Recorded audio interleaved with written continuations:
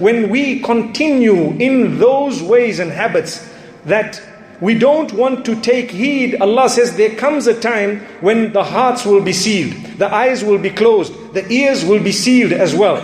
ختم الله على قلوبهم وعلى سمعهم وعلى أبصارهم غشاوة.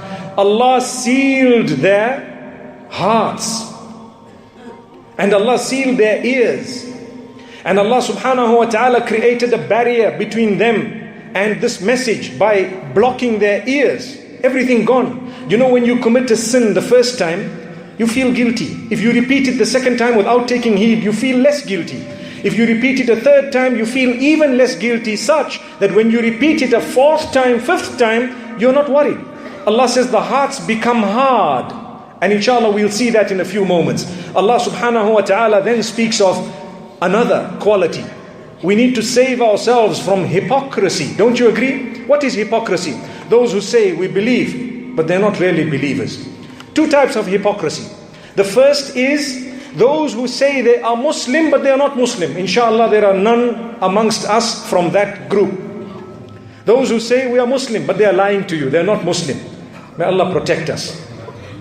But the second category is what we need to fear. What is it? Those who say they are Muslim, but their lives are led in a way that does not depict that. وَمِنَ النَّاسِ مَنْ يَقُولُ آمَنَّا بِاللَّهِ وَبِالْيَوْمِ الْآخِرِ وَمَا هُمْ بِمُؤْمِنِينَ. Verse number 8 of Surah Al-Baqarah, where Allah speaks about some of the people. They say we are believers, and we believe in the hereafter, but they are not believers. I've already explained both types of hypocrites, and I've said that sometimes we are from the second category, whereby we say we are mu'min, we say we follow Muhammad sallallahu alayhi wasallam, but wallahi our deeds are heading in another direction. Imagine you say you the ummah of Muhammad sallallahu alayhi wasallam, there's no salah, there's no Quran, there's no ibadah, there's no tilawah. How do you expect to have happiness, contentment? How do you expect to be protected from anxiety and depression and stress? This is what we want to save ourselves from. You really want to save yourself from all of that, you will definitely need to follow the instruction of Muhammad sallallahu alayhi wasallam. He is the one who came with the word of Allah subhanahu wa ta'ala. Listen to what Allah subhanahu wa ta'ala says regarding worshipping Him. People might ask, why should I worship Allah? So Allah responds, verse number 21 of Surah Al-Baqarah.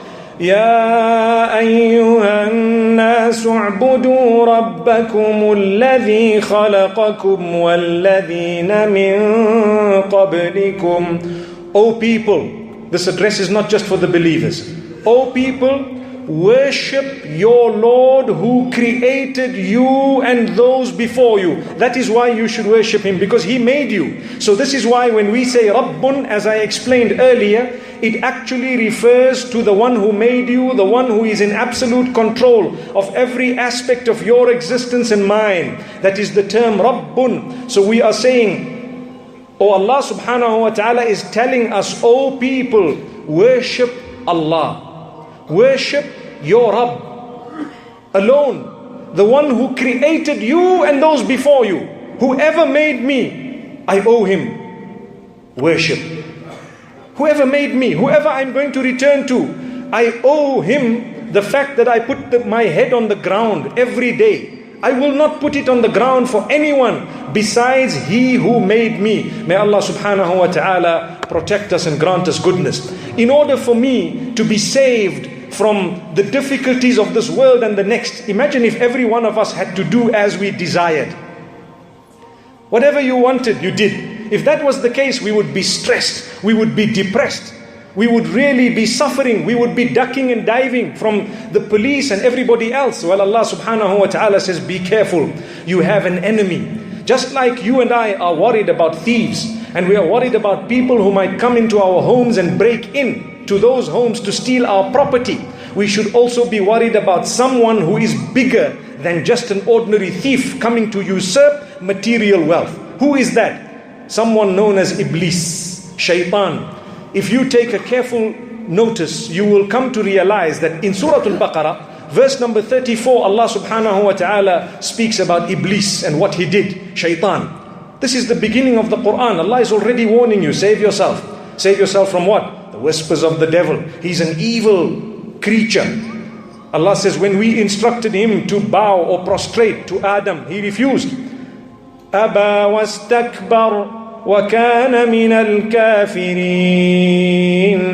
He refused and he was arrogant. So don't be arrogant, because if you are, you won't be able to save yourself from the clutches of that devil. Remove all pride from your heart and arrogance, haughtiness. Become humble. Don't follow the footsteps of the devil. Recognize the devil, for indeed he is the one who is going to try and trap you, no matter where you are. May Allah subhanahu wa ta'ala protect us from shaitan. So we all need to promise Allah subhanahu wa ta'ala, and we promise ourselves that we will look out for how the devil is trying to affect us. Sometimes it is through jealousy, envy, the qualities of the heart. Sometimes our hearts are blackened or darkened or made murky because of those qualities. And sometimes they are open qualities. A person starts going into habits that are terrible. All this is from the devil. Allah says, protect yourself from the devil if you want to save yourself from the punishment of the hereafter, as well as from the disaster of this dunya. Then Allah subhanahu wa ta'ala makes mention of something very, very powerful. When we read these verses, we don't pick up some of these points unless we ponder over them. I'm sure you've heard verse number 40 and 47 of Surah Al-Baqarah tonight, where Allah says, يا بني إسرائيل اذكروا نعمتي التي أنعمت عليكم. O children of the Prophet Jacob, who was also known as Israel, may peace be upon him. O children of the Prophet Jacob, remember the favors of Allah upon you. Subhanallah. Why does Allah say this to us? The Quran was revealed for us. The children of Jacob were already gone long before the Quran was revealed. So Allah is saying, O children of Jacob, remember the favors upon you that Allah has bestowed. Subhanallah. This shows us that in order to achieve goodness, in order to protect ourselves from evil, we must be people who show gratitude, who are thankful. Allah has given you so much. We concentrate on the things we don't have. That's why we're depressed. We forget about how much we have, my brothers and sisters. Today we look at the problem we have. I have a cough, for example. I have a sore throat, for example. But guess what? I'm walking, I'm talking, I'm looking, I can smell, I can hear. MashaAllah, I'm okay, I can feel, I can catch, I can hold, I've earned, I have a family, and so on. We forget about it. We only concentrate because the devil wants us to on matters that happen to seem negative to us.